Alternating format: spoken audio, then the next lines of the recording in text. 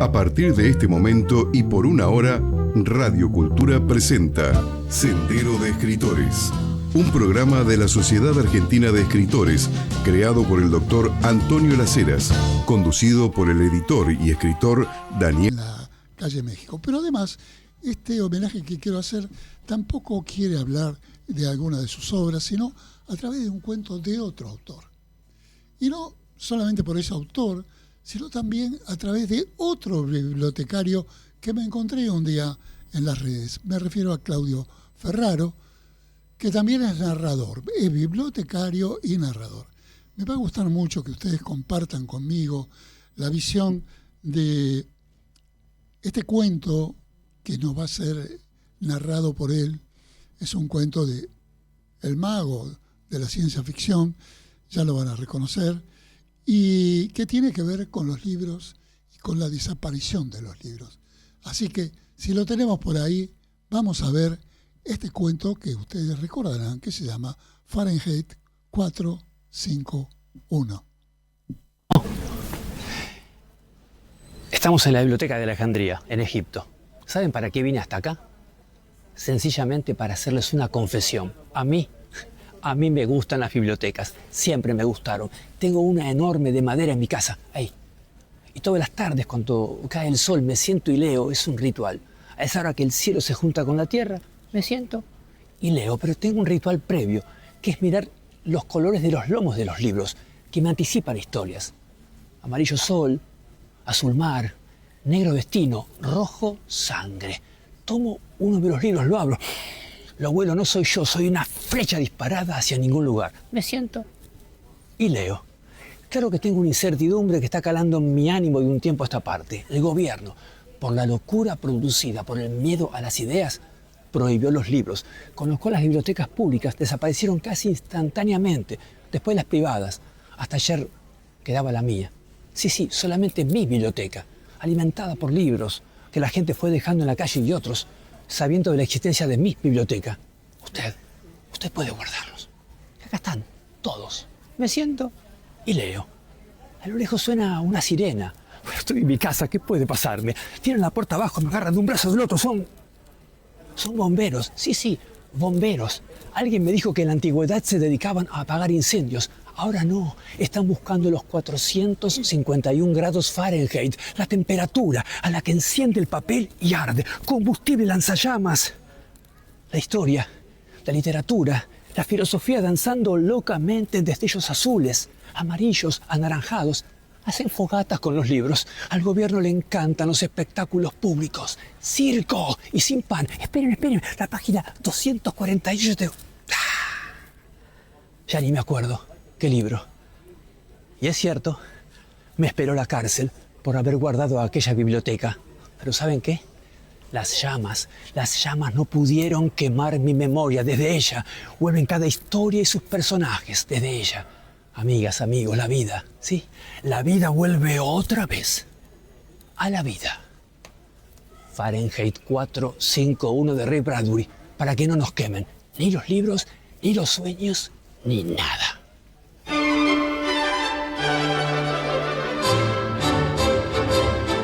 Mundo Literario. Una mirada veloz por las últimas novedades ocurridas en el mundo de las letras.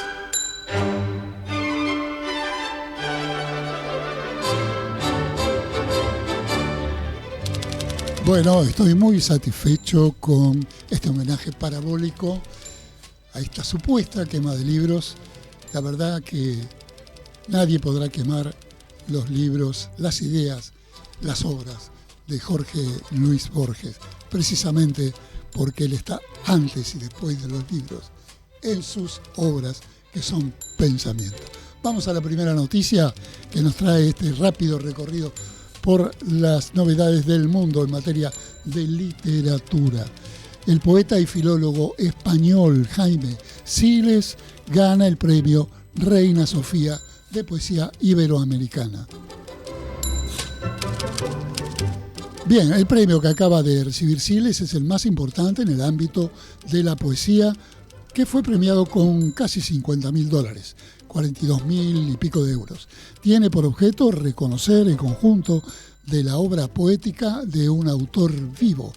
Y el jurado reconoció que este poeta cumple el ideal renacentista del artista total, digamos, como si fuera un Leonardo, que representa la experiencia poética en el margen de la reflexión filosófica y la poesía de pensamiento crítico, según rescató la Presidencia de Patrimonio Nacional de España.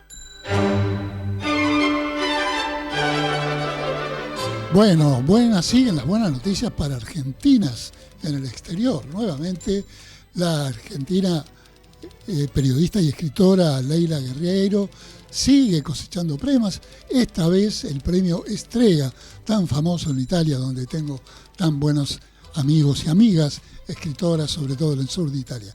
En fin, la cuestión es que la escritora argentina recibió el premio Strega Europeo 2026 en el Salón Internacional del Libro de Torino, región de donde la provengo. La obra publicada en Italia fue, acá se llamó La Llamada, tan conocida esta novela que tiene partes verdaderas, digamos, y se llamó La Chiamata. Fue elegida por un jurado integrado por reconocidos autores italianos. La periodista y escritora fue distinguida también como una de las más destacadas por la contemporaneidad de sus obras en español.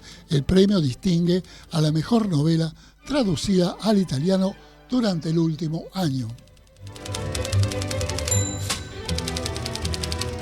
Bien, el viernes fue junio 12, y tenía que ser viernes para coincidir con la muerte de María Granata, justamente la autora de la recordada novela Los Viernes de la Eternidad.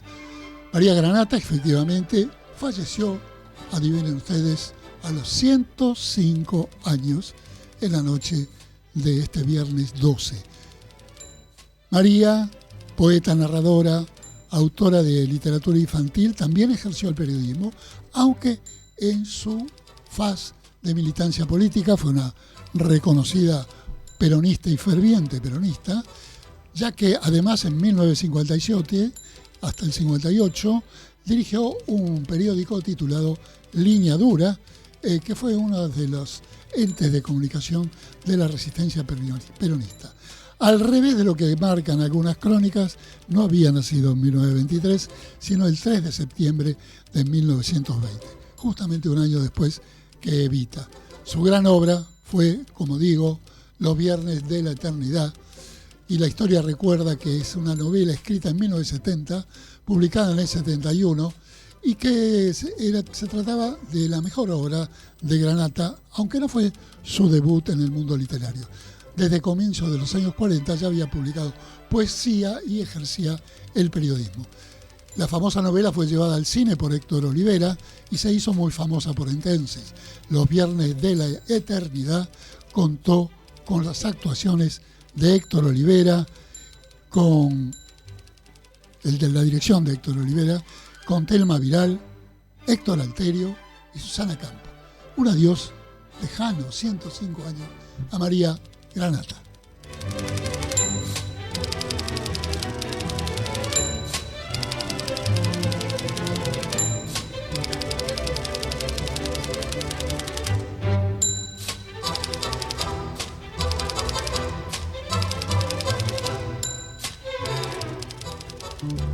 ¿Usted escribe poesía, ficción, ensayo, novela, dramaturgia?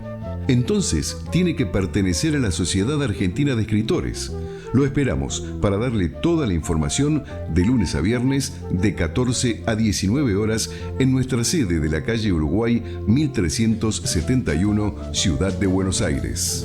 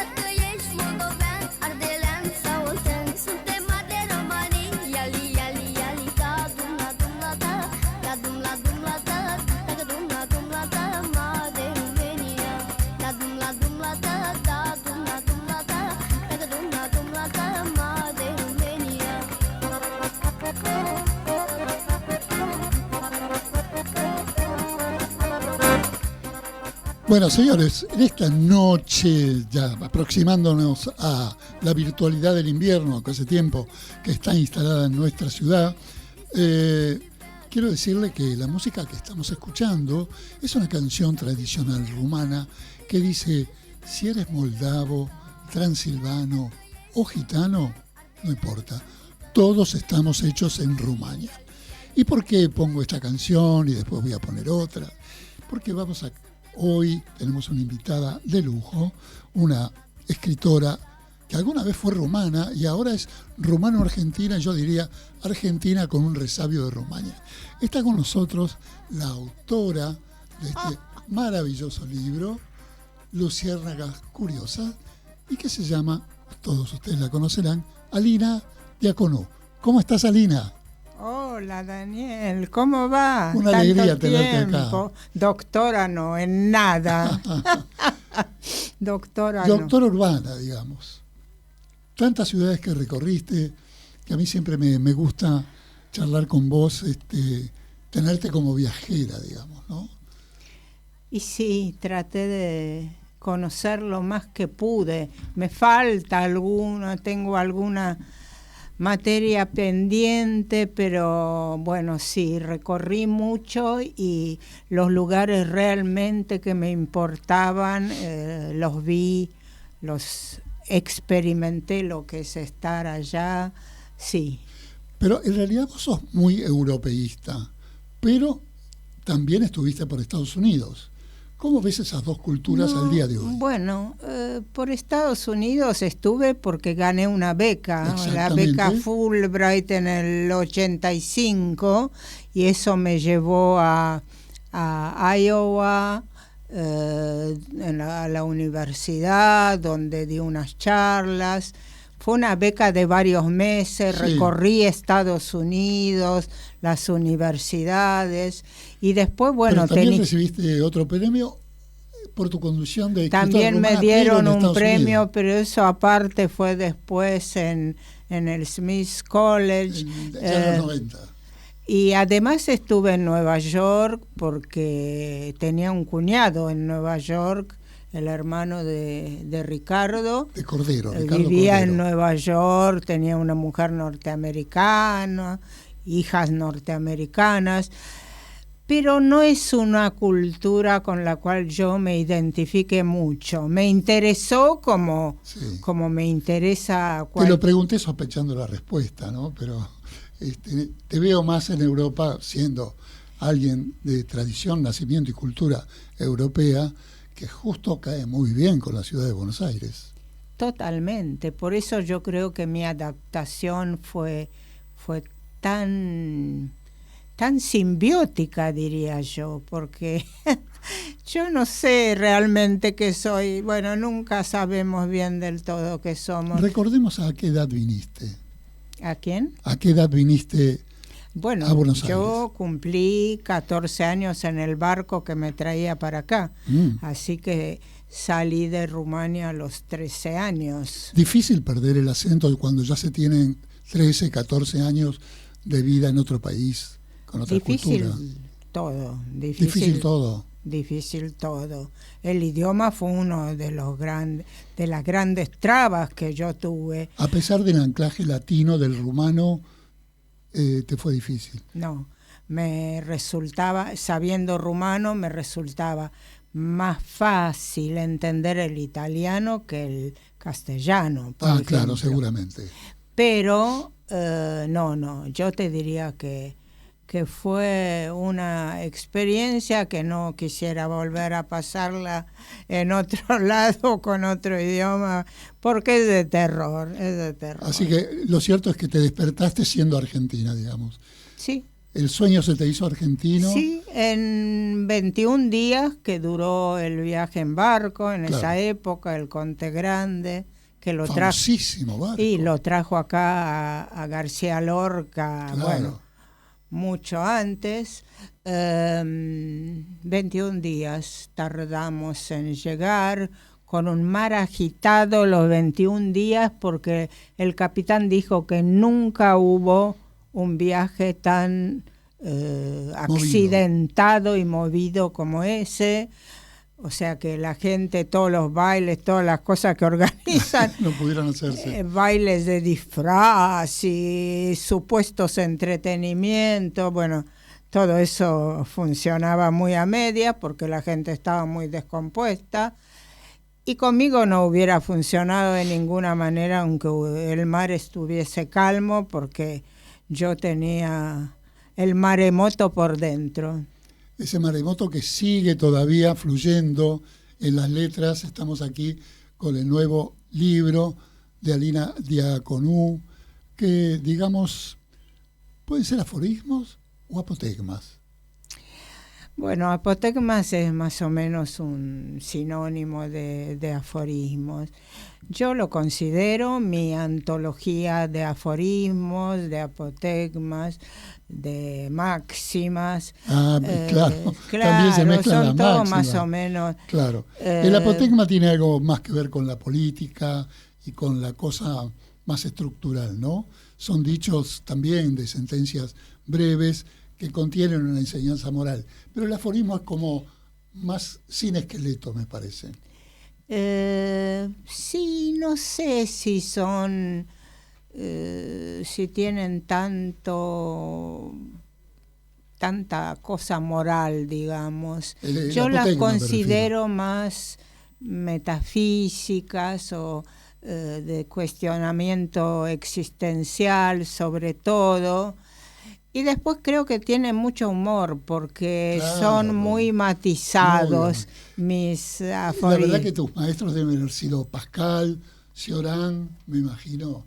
Sí. Son tus guías en materia de aforismo. Totalmente. En la Argentina fue Porquia, que bueno, yo lo escuchaba en vos radio, escribió un solo libro, un solo libro, pero famoso en el mundo, porque cuando yo mundo, lo conocí a Cioran, que ya estaba escribiendo aforismos, ya había dejado los ensayos de lado, sí. Me habló de Porquia muy entusiasmado, sí, le gustaba mucho. Es una luz, Porquia, es una luz en la oscuridad. Sí, tal cual. Justamente creo que tiene un aforismo que decían siendo un fósforo y no me acuerdo cómo redondeaba. Pero este libro tiene un prólogo o unas palabras preliminares de una persona que ambos conocemos bien. Me refiero a la señora que vive en España, Reina Roffé, que ha escrito unas bellas palabras y dice: los aforismos de Alina Diaconú son representativos del género. Síntesis y concentración de sentidos producen un lenguaje cargado de elipsis. Es verdad. Bueno, ella hizo un muy lindo prólogo. Para mí es un honor que haya un prólogo de Reina en este libro. El aforismo es un género, yo lo estaba diciendo eso en la presentación de mi libro, y algunos se quedaron pensando, y creo que es un tema un poco para investigar, porque yo no lo investigué, yo lo digo un poco así a priori, ¿no?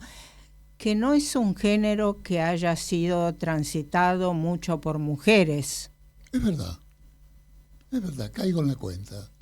Entonces, yo me di cuenta de eso hace muy poco, porque en realidad... entonces me redimís de mi ignorancia, porque vos que lo practicás, también te diste cuenta hace poco que... Hace muy poco, nunca me puse, porque yo no soy muy de pensar eso, de qué escriben los hombres, qué escriben las mujeres, no es un tema que me desvele, pero de golpe dije, bueno, pero...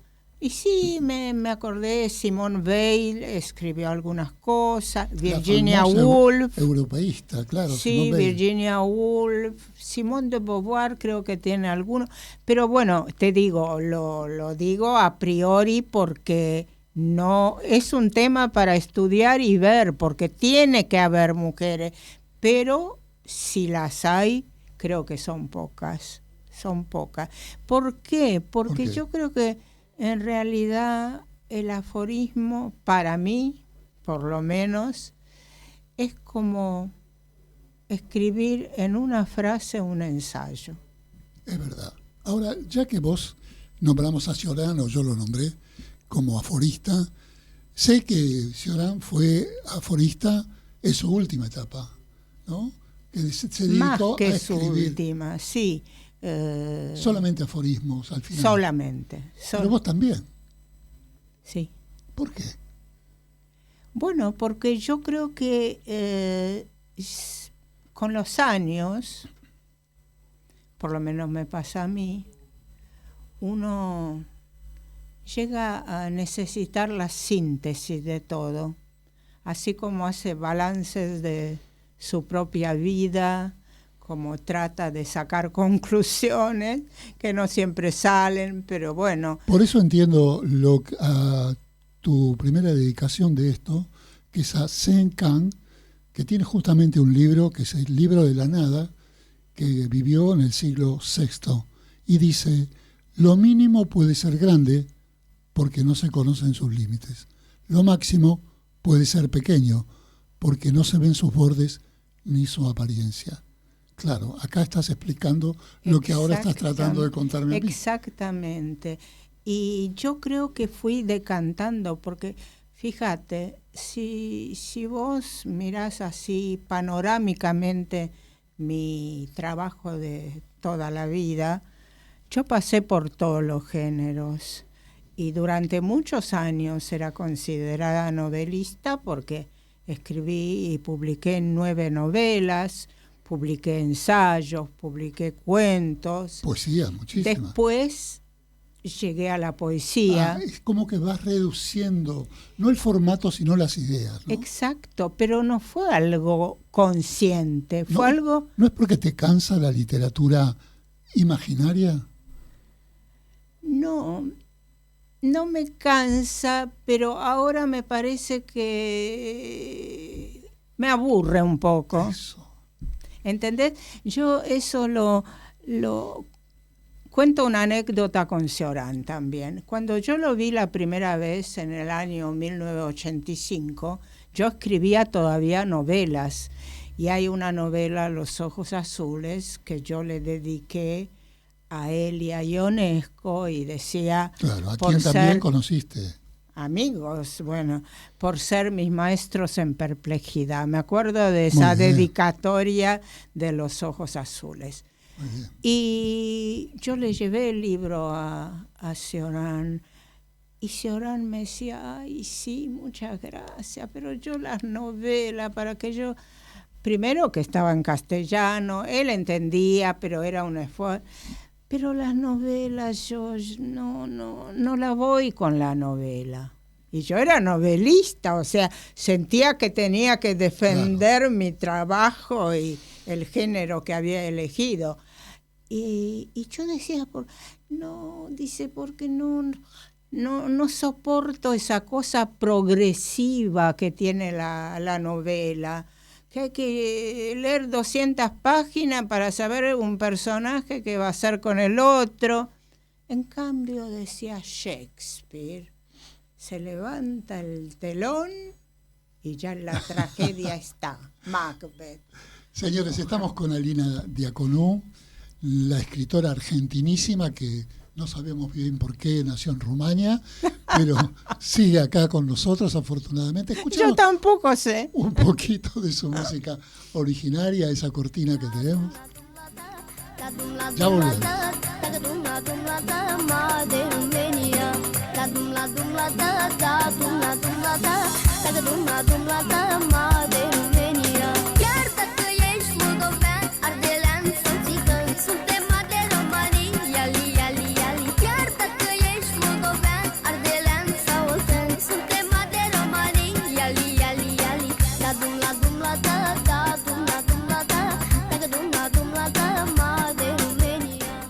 Siento en sus textos, nos vamos a sacar unas fotos, siento en sus textos una palpitación secreta que me intriga enormemente. Esto es un escrito breve, sinóptico, de Émile Cioran, este gran escritor también de origen rumano, pero francés de corazón. Su obra está muy escrita en francés, ¿verdad, Alina? Claro, bueno, Cioran nació en Rumania, era rumanísimo, pero fue el más grande estilista francés, claro, dicho por los escritores franceses. Entonces eso no es una pavada. Yo creo que te conté alguna vez, nosotros en nuestros encuentros no hablábamos en rumano, podíamos haber hablado en rumano, aunque mi rumano ya, bueno, es muy precario. Pero hablábamos en francés. ¿Por qué? Porque era una especie de imposición de él, porque él no quería mezclar los idiomas, quería mantener la pureza del idioma. Y yo eso lo entendí perfectamente porque a mí me pasaba con mi madre, por ejemplo, con la que hablaba rumano, pero al principio, después cuando yo ya empecé a dominar el castellano, le decía 3 palabras en castellano y una en rumano. Claro. Mezclaba todo el tiempo. De todos modos, aclaremos que seguramente Rumania, pero muchos de los países europeos del este tenían como segunda lengua culta y lengua de lectura al francés. El inglés todavía no había llegado. Sí, claro, porque Rumania es un país francófono, su segundo idioma es el francés para la gente más o menos culta, digamos. Como acá puede ser el inglés. Pero como antes era el francés, ¿verdad? Argentina era muy francófona también, se leía mucho en francés y bueno, justamente... En la generación de los 80, decís vos. Sí, de los 80 años o de los años 80. No, previo a los 80. De todos modos, recuerdo ahora para el público lector que hace poco Alina ha presentado su libro precisamente en la Academia Francesa de Lenguas, ¿no? Sí, en la biblioteca de la Alianza Francesa. Maravilloso lugar. Porque Francia, París para mí es otro de mis lugares en el mundo. Y yo lo dije el otro día, yo tengo 3 países. A ver, en realidad, desde el punto de vista de mi corazón. Rumania, obviamente, Argentina, ni hablar, y Francia. Son 3 países que yo amo, no sé si por igual, porque esas cosas no se pueden ni tasar ni pesar, pero que son muy importantes para mí, porque yo llego a París y estoy en casa. Bueno, como yo, que también he vivido mucho tiempo en París, sin embargo creo que París es la Buenos Aires de Europa. Totalmente, totalmente. Sí, creo que es al revés, porque últimamente París está un poco perdida, ¿no?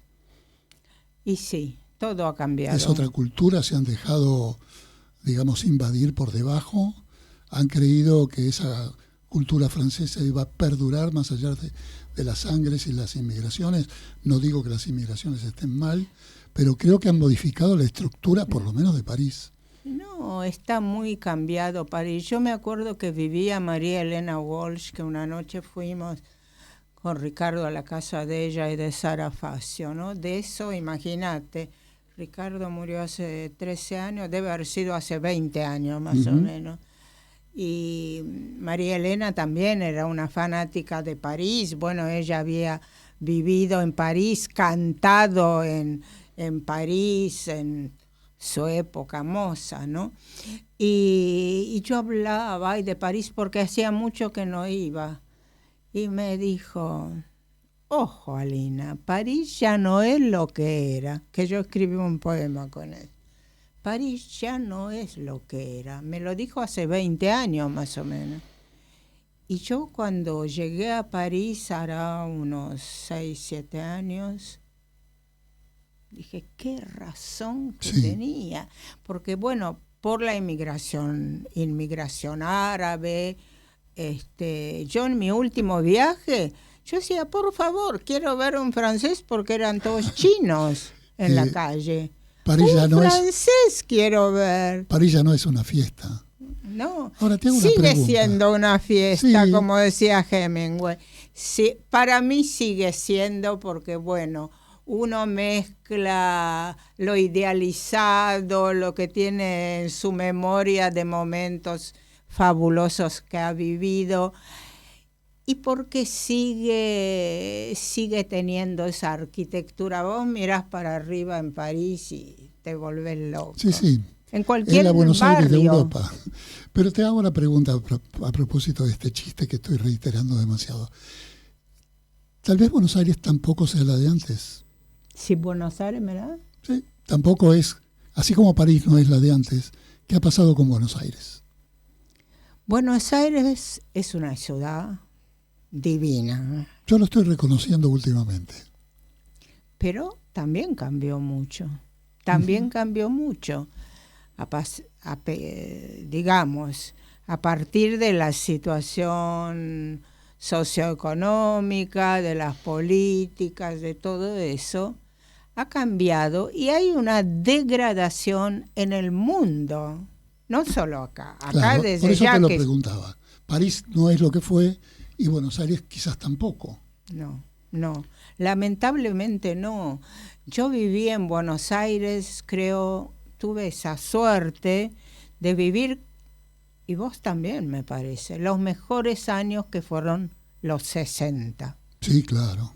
Fue el estallido de la creatividad, los grandes artistas, la locura, la libertad, se mezcló todo con la guerra de Vietnam, lamentablemente, pero con el hipismo, bueno, hubo muchas cosas en esa época. Mucha resistencia cultural, porque éramos un país cultivado, ilustrado y leído, y me parece que al estar eventualmente sometida por militares, la cultura se proponía resistirse y fue la resistencia, y eso le dio mucha creatividad a los años 70. Y entramos en los 70 arando cultura, ¿no?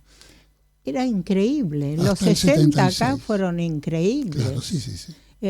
Si uno piensa en los happenings de Marta Minujín, en el Ditela, bueno, vos que estabas con el tema del rock, fue... Mira vos como vínculo, tengo en el living de mi casa un cuadro de Marta Minujín, dedicado a mí, firmado por ella, y que habla de lo ensamblado que estábamos todos en ese momento. Sí. Y fueron años muy creativos. Y fue un privilegio haberlos vivido, porque vos le hablás a la gente joven de hoy. Sí, por suerte Marta Minujín está activa como nosotros, siendo parte de nuestra generación, ¿no? Que creo que también ha puesto una palanca en la cultura argentina, así como ocurrió hace 100 años con Guiraldes, Art y Borges, que los tres escribieron obras fundamentales en 1926. Yo creo que nuestros años fundacionales de cambio fueron esos, los 60 y comienzo de los 70. Y hubo una impronta. La literatura argentina tuvo un boom. Pero por favor. Y además los artistas que dio la Argentina, los intelectuales que dio la Argentina, ¿no? Acá y en el mundo. Y eso pasa un poco con Rumania también. Hay mucho paralelismo, porque los grandes rumanos se fueron de Rumania y estaban o en París o en Londres, pero Rumania ha dado también unos monstruos. Lo ha dado a Brancusi en escultura, claro, lo ha dado a Enesco en la música, pero gente extraordinaria, Ionesco, Cioran, bueno, y muchos más. Y Rumania nos dio para acá, para la Argentina, este libro de Alina Diacomú, que digamos que tiene en Reina Roffé una admiradora consecuente y ha admirado cosas como estas. Voy a leer algunos aforismos, que además son una colección de otros, ¿verdad? No hay palabra más bastardeada que amor. ¿Cuánta verdad hay detrás de esto? Yo, que soy un especialista en buscar qué hay detrás de la palabra amor, puedo decirte que sí, que no hay palabra más bastardeada. Y entonces también Alina dice, no se sabía si estaba viva o muerta. Por una cirugía estética, dormía con los ojos abiertos. El humor es otra de estos costeletas. Sí, ¿no? Hay humor, hay ironía. ¿Cuánto coincido con esta otra? No hay nada más erótico que la pornografía. Y yo también agregaría aburrido. La verdad que la pornografía es algo muy aburrido. Pero sigamos con este otro. Los enamoramientos. ¿Qué son sino un exceso de idealización? hay varios tipos de amor, ¿no? Está el amor fervoroso, el amor ideal, el amor enseguecido de la pasión. ¿Qué es el amor? Decimos amor, llamamos amor a tantas cosas. Puede ser pasión, puede ser compasión. También, claro. Puede ser amistad, cariño. Sí, tiene muchas formas. ¿Qué es? Yo creo también puede ser sexual o erótico, ¿no? Eso es pasión. Esa atracción de 18 meses, digamos, que siempre decae. A veces se junta todo y eso es lo ideal. Pasión con comunidad intelectual entonces, bueno, ya tenemos una cosa importante e intensa. Y digamos, el ambiente, la ciudad, los lugares, también hacen a sentimientos amorosos por supuesto, como escenarios. Por supuesto, yo estuve enamorada ¿qué edad tenía?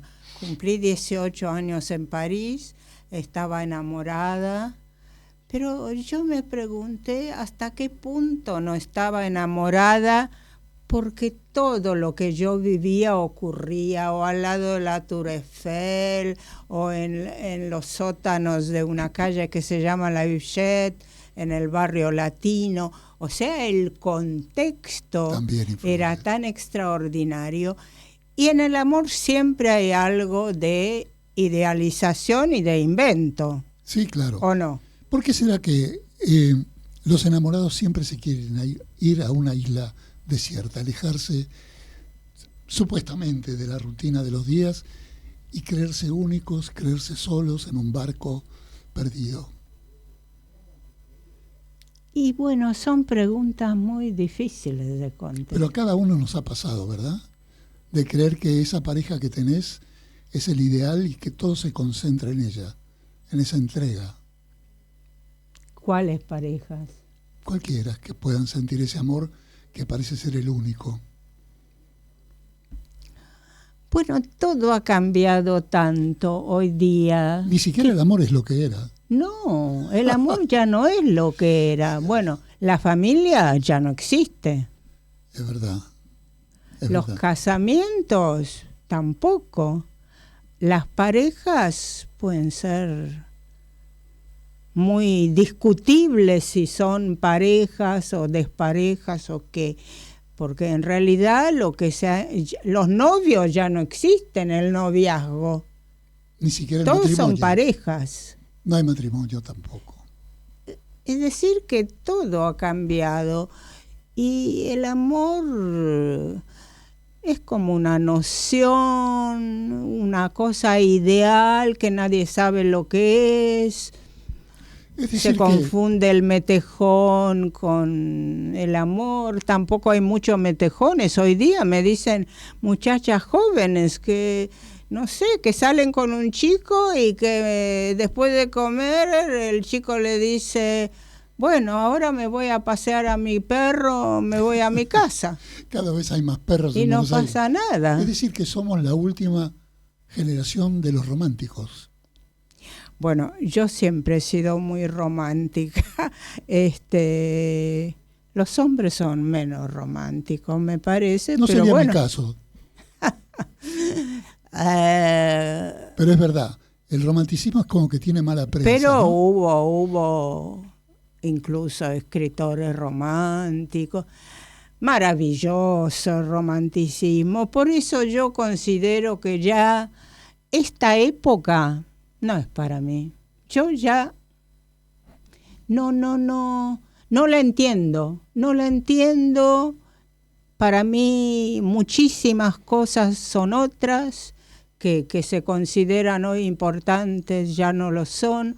O sea, como que, bueno, con la inteligencia artificial, con toda la tecnología, que tiene cosas muy buenas, por supuesto, pero no es mi mundo. Yo tengo otro mundo y todavía lo conservo intacto. Bien. Y trato de no modificarlo porque es forma mi esencia, y eso está también en mis aforismos. Si uno lee mis aforismos, más o menos yo creo que se da cuenta cómo soy yo. Lean, señores, recomiendo este último libro de Alina Diaconú, Luciérnagas Curiosas. El domingo pasado se cumplieron 40 años de la muerte de otro gran escritor, conocido por vos, también por mí, que se llama Jorge Luis Borges. Era un romántico también, el último romántico. ¿Cómo? Espera Jorge que Luis. no. ¿Pueden poner más fuerte? Jorge Luis Borges era el último romántico también, uno de los últimos. Bueno, se cumplieron ahora el domingo los 40 años. Yo escribí algo sobre... Sí, escribiste en el diario Clarín una columna muy interesante sobre el último día de Borges en Ginebra, todo ese tráfago entre la casa que había alquilado cerca de su vivienda original, María Kodama, y el hospital donde estuvo internado. Sí, y la gente que lo iba a ver, lo fue a ver Marguerite Yourcenar. Y él Borges le pidió... Exactamente, contá esa anécdota. Bueno, la anécdota es increíble. Él, en realidad, yo todo eso lo sé por María, no lo invento. Yo con María tuve una amistad de casi 40 años y ella me contó que Borges quería ir a Ginebra a morir porque sabía que tenía un cáncer hepático. Y quería morir en la casa donde había vivido con sus padres en su adolescencia, sí, ¿no? Que era su gran recuerdo de la felicidad, digamos, hablando de la felicidad y del amor. Bueno, él había tenido sus grandes vivencias en Ginebra. Y bueno, y cuando llegaron... Sexual también. Y cuando llegaron ahí, María fue a la casa, pero Borges estaba ya muy enfermo y la casa ya no existía. Entonces buscó un departamento muy cerca, en el barrio viejo, que yo pasé por ahí, y alquiló un departamento que estaba muy cerca de esa casa, en una zona preciosa, de la más linda de Ginebra. Entonces pensaba Borges ir allá, pero estaba internado Borges, tenía que estar internado por su enfermedad. Y ella había alquilado ya eso, pero él no lo había llegado a ver, el departamento. Entonces el día en que Marguerite Yourcenar va a visitarlo, Marguerite Yourcenar, que vivía en la isla del Maine, la isla ahí lejos en los Estados Unidos, una isla perdida. Entonces él le dijo si le daba la llave del departamento, si ella podía ir a ver ese departamento y contarle después cómo era. Con los ojos de Yourcenar. Con los ojos describírselo con los ojos de ella, con la mirada de ella. Y ella quedó sorprendida, pero le dijo que sí. Y tomó la llave y fue a ver el departamento.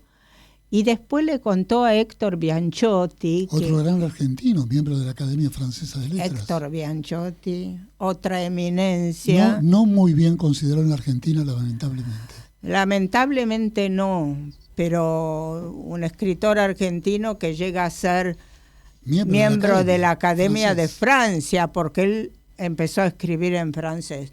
Bueno, y él se ocupaba mucho de la obra de Borges en Gallimard, en Francia. La editorial Entonces Gallimard. viajaba cada rato de París a Ginebra para verlo a Borges. Y Marguerite Yourcenar se encontró con Bianchotti, y Bianchotti le preguntó, y bueno, ¿usted vio el departamento y cómo es? Y ella dijo, bueno, el departamento es lindo, tiene todas paredes de madera, pero hay una cosa que yo no le puedo decir a Borges. Uno entra y toda la pared de entrada tiene espejos. Y yo sé que para Borges los espejos son muy inquietantes. Entonces a Borges le dijo que era muy lindo el departamento y todo eso. Que era todo en boiserie, que le iba a gustar. Él se alegró mucho y llegó a estar un día en ese departamento Borges. Para morir, prácticamente. Lo llevaron allá, y yo eso lo conté en la nota, porque también me lo contaron, que el médico que estaba con él cuando entraron al departamento lo vio en una especie de ataque de euforia que no le había visto nunca a Borges. Entonces dijo el médico, ahí Borges entró en coma por felicidad. Ah, qué bien. Y ahí entró en coma y no salió más de coma. Y fallece de la mano de María Kodama. Lo tienen que volver a llevar al hospital y finalmente muere allá. Pero estuvo menos de un día.